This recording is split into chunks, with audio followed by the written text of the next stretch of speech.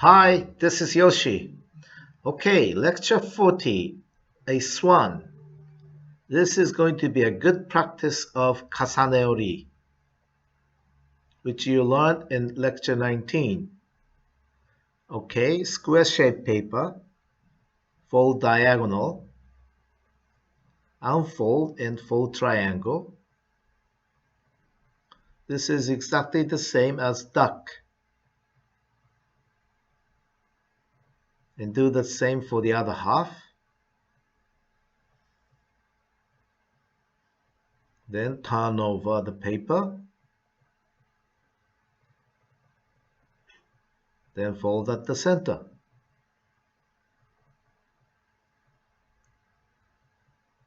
Now fold the sharp end.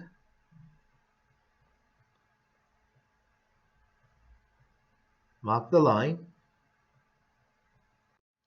First unfold and push where lines are crossing towards outside to make it overlap. It will look like this, and push farther. Please look at the supplement video for this move. It will explain probably better. Now we are going to work on the head of swan.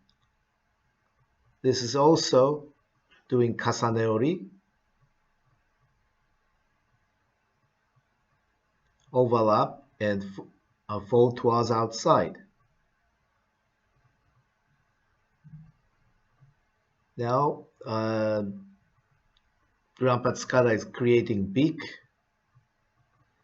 The beak is not really necessary. In the video, I omitted the beak, in fact.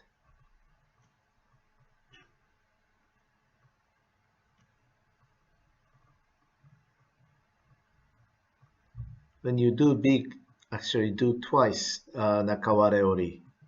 So that makes a little, complicated. And it's too small and difficult to really look at. Okay, that's it. This is Swan. Okay, let's check the supplement video, a Swan. This is lecture 40 already.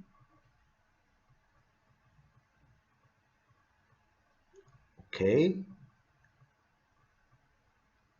As you notice already, duck we learned and we practiced a lot for the nakaware ori, and a swan is for the practice for kasane ori. Nakaware ori is towards inside and kasane ori is towards outside. So watch this video carefully.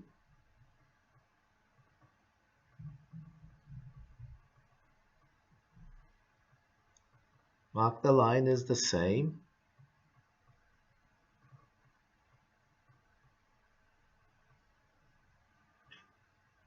And then open and towards outside to fold. So this really looks like overlapping. That's why it's called kasane ori. Kasane means overlap in Japanese. Okay, here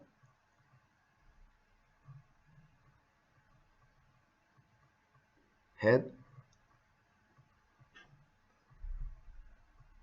is overlapping the neck. So this is the typical kasane ori. Okay, in this video, the beak is omitted. Now this is an extra explanations. For kasane ori, which used in slideshow, towards outside, overlap.